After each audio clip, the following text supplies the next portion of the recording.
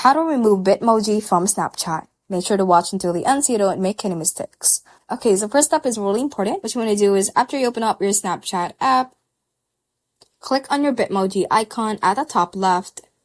And this is basically where you can see your Bitmoji. If you want to remove that, just follow through the steps. Click on this gear icon at the top right.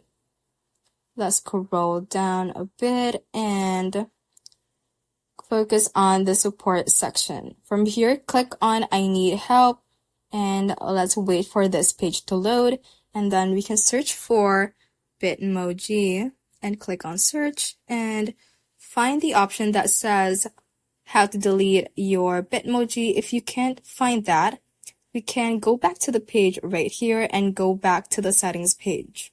Now this next part is really important, so make sure to pay close attention. Let's scroll to the very top of the page and click on Bitmoji right here. It is usually under the My Account section, and we have a few options right here.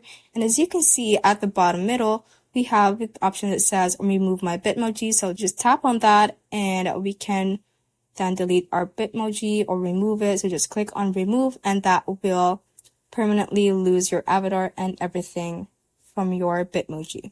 And that is how you can basically remove Bitmoji from Snapchat.